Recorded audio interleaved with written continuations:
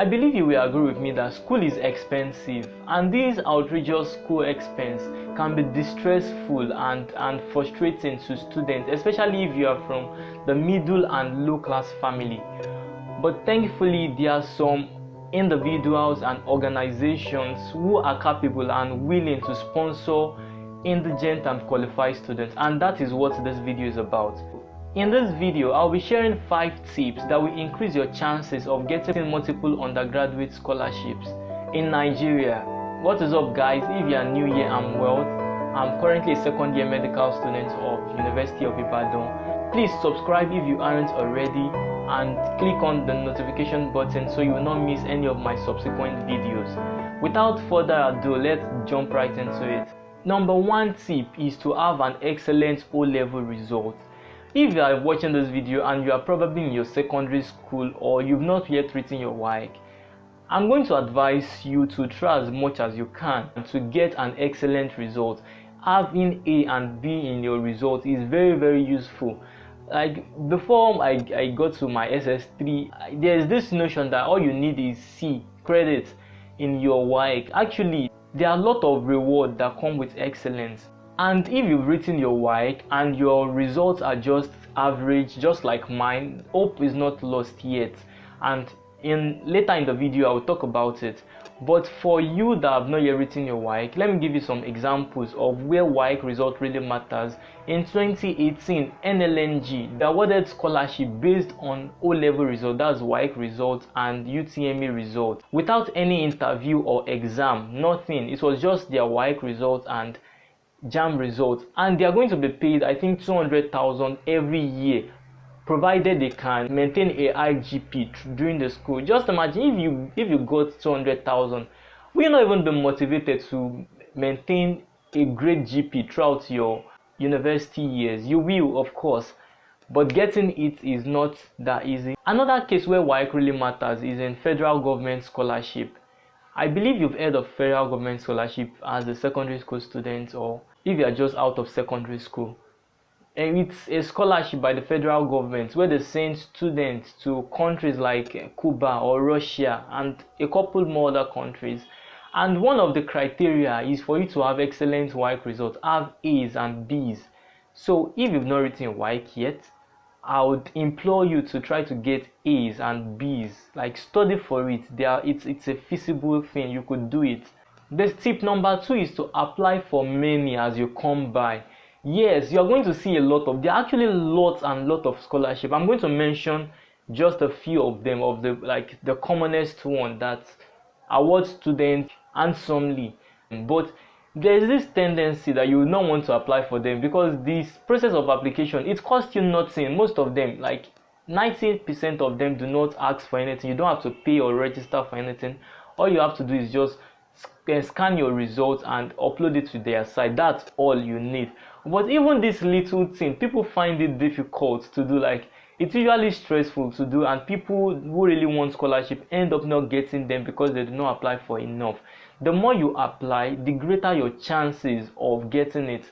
You'll be surprised that the one you thought you would never get will be the one you will get. Example of good scholarship to look out for: if you're a medical student or an engineering student, Agbami is a scholarship to look out for. There is Total, there is NNPC, there is NLNG, which other one, and a lot more. There's MTN, and so I'm going to drop a link in the description box to a site where you can get more about the scholarship, undergraduate scholarships. The next tip is to improve your essay writing skill, your verbal and quantitative reasoning. Besides scholarship, essay is a money maker for students if you are good at it, if you are proficient at writing. There are so many essay competitions, a lot of them with decent pay. You could have some with about 500,000 naira, some with about 100, 600, 700,000. This is a lot of money. But it's actually not easy. It's not. You have to develop a good skill to write essay. And I think in one of my subsequent videos, I'm going to invite one of my classmates who is also a friend. He has won like a tons of this essay. Like, he could share some of his secrets with us. Like, I wish to learn that too. Now, for scholarships, you need to develop your quantitative and verbal reasoning skills. Simply put, you need to improve yourself in English and math, because most scholarship, after the first stage where they will shortlist candidates, successful candidates, based on your application, that is your WAEC results, your JAMB results, and maybe your CGPE in school, the next step is to set an exam for you. You are going to sit for an exam, and usually the exam is usually maths, English, and maybe current affairs, something like that. If you can, just try to improve yourself in this area. Yeah, they are not really easy to do, but try to improve yourself in this area. You are not going to regret it. Self-improvement is one journey nobody ever regrets. Number 4 tip is to work on your CGPE. Yeah, I will link in the description below how you can make a great GP in your first year of university. I did, and you can too. So your GP, it matters a lot in your second year if you want to apply for more scholarships. In your second year, they barely consider WAEC anymore. And secondly, there are some scholarships that will be just interviews. There's not going to be exam written. For this kind of scholarship, make sure you learn the interviewing ethics. Like, you do not want to get into the interviewing room and get a seat by yourself until you are invited to sit down. You have to dress moderately. You don't want to go there with a rough look. All these are interview ethics. You could learn more about them. Another thing you should know is you should learn about the organization that is sponsoring that scholarship in case of interview.